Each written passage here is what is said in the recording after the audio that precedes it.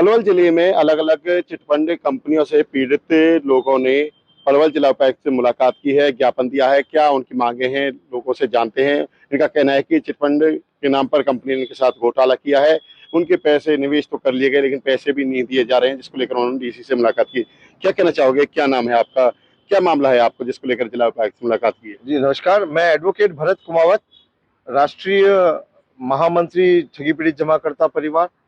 और आज हम डीसी महोदय से मिले हैं और पलवल जिले के जो निवेशक हैं, जिन्होंने आदर्श सोसाइटी है, समृद्ध जीवन है, सहारा इंडिया है और ऐसी कई सैकड़ों कंपनियां हैं जिनमें अपनी बचत को जमा कराया, और आज उन्हीं लोगों को अपने जमा कराए हुए पैसे के लिए इधर उधर भागा दौड़ी करनी पड़ रही है, तकलीफ उठानी पड़ रही है।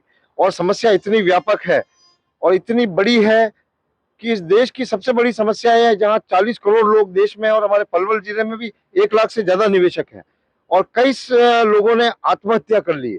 क्यों? कि आम लोग जिनमें जागरूकता का अभाव है, वो ऐसा समझते हैं कि मेरे से जो पैसा लेके गया है वही मुझे पैसा देगा, जबकि वास्तविकता यह है कि भारतीय सरकार जो है, भारत सरकार लाइसेंस इशू करती है, उस लाइसेंस के बेस पे कंपनियां जाके लोगों से पैसा लाती है और लोग समझते नहीं है। ये कंपनियां जब लूट के भाग जाती है तो लोग एजेंट्स को पकड़ते हैं, उनके साथ हिंसा करते हैं, उनके साथ मारपीट करते हैं। आज कितने जो पीड़ित लोग हैं, आप डीसी से मिले थे, क्या बातचीत हुई थी? आज कम से कम 30-40 लोग आए थे और डीसी साहब ने भी बहुत गंभीरता से हमारी बात को सुना और डीसी साहब के माध्यम से हमने मुख्यमंत्री नायब सिंह जी सैनी जी को ज्ञापन भिजवाया।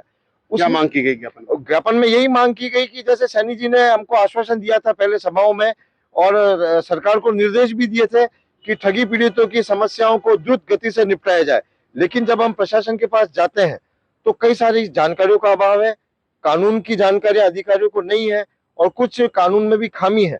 तो इन खामियों को पूरी करने के लिए आपने भी निवेश किया था पैसे, साथियों ने किया? जी सबने किया हुआ निवेश। कितना निवेश किया, कौन सी कंपनी में निवेश किया, क्या कहा आपसे उस टाइम पे?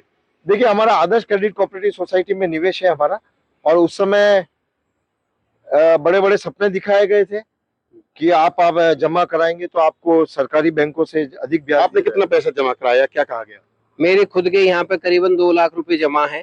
मैं समृद्ध जीवन सोसाइटी से एक कस्टमर हूँ और मैंने उसमें पैसा जमा करा था। मैंने एक सिंगल में एक एफडी कराई थी उसमें, और मैंने किस्तों के माध्यम से भी मैं प्रति माह 2000 रुपये उसमें जमा करता था और 5 साल में लगभग 1.5 गुना, और एफडी के माध्यम से 5 साल में डबल का मुनाफा हमें बताया गया था और हमने वहां पे जमा किया। हमें बॉन्ड रसीद सारी कुछ मिली, मगर जब देने का नंबर आया तो आज भारत सरकार के माध्यम से ही आज वो कंपनियां बंद कर दी गई हैं और उन पे भारत सरकार ने लिक्विडेटर बैठा दिए गए हैं।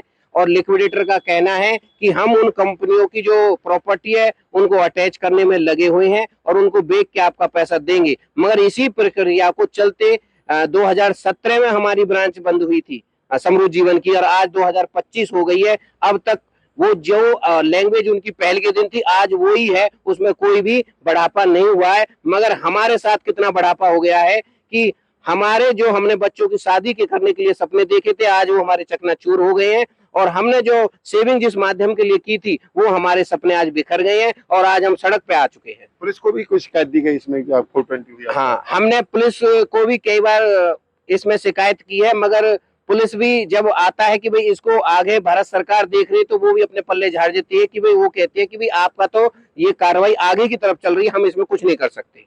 सरकार से क्या कहना चाहोगे इस मामले में? हम तो सरकार से ये कहना चाहेंगे जी, चाहे सरकार दे चाहे वो मालिक दे कंपनी, वो पैसा हमें वापस मिलना चाहिए, क्योंकि हमें लोग बाग फिर परेशान करते हैं, हम खुद परेशान रहते हैं। रात को 10-10 बजे भी फोन करते हैं, एक दूसरे को गाली गलौज देते हैं। तो इससे अच्छा है कि हमें गवर्नमेंट दे चाहे मालिक दे, वो पैसा हमें मिलना चाहिए। कितना पैसा निवेश किया आपने, कौन सी कंपनी में किया? सर, मैंने साईं प्रसाद कंपनी में पैसा निवेश किया और उससे पहले PACL में भी पैसा निवेश किया है और अपनी फैमिली में से लगभग 3-4 लाख रुपए मैंने निवेश कराया है।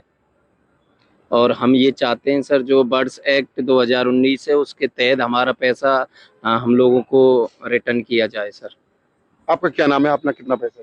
मेरा नाम करमीर है। सर, हमारी सरकार से यही मांग है कि जो हमने पैसा जमा किया है वो हमारा एक एक पैसा वर्ड एक्ट के तहत मिले, ना कि पोर्टल पे उस पे इधर उधर गुमराह करके हमें। और दूसरी ये कि वर्ड एक्ट में जो खामियां हैं सरकार उनको पूरा करके और ठगी पीड़ितों का पैसा वापस कराए। क्या कहना चाहोगे सरकार से? सरकार से सर हम यही कहना चाहेंगे कि हमें पैसा मिलना चाहिए, हमारा जो पैसा हमने जमा किया है। हम गरीब ये थे हमारे साथ चिटफंड घोटाले से पीड़ित निवेशक हैं, जिन्होंने बताया कि लंबे समय से उन्होंने अपनी सेविंग करने के बाद जो है पैसा निवेश किया तमाम और कंपनियों में, लेकिन उनका पैसा अब नहीं मिल रहा है। इस बारे में कहीं कहीं सीएम ने भी पहले आश्वासन दिया, अभी तक कोई कार्रवाई नहीं हुई, जिसको लेकर आज इन्होंने डीसी को ज्ञापन दिया। इनका कहना है कि सरकार इसमें आगे आए और उनका जो पैसा है बचत के नाम पर उन्होंने सेव किया और उसको पैसे को सरकार आगे दिलवाने का काम करे। पलवल से दिनेश कुमार, पंजाब केसरी टीवी। हमसे जुड़े रहने के लिए हमारे YouTube चैनल को सब्सक्राइब करें और नई वीडियो की नोटिफिकेशन के लिए बेल आइकॉन को दबाएं। अगर आप ये वीडियो Facebook पर देख रहे हैं तो लाइक जरूर करें और ज्यादा से ज्यादा शेयर करें। धन्यवाद।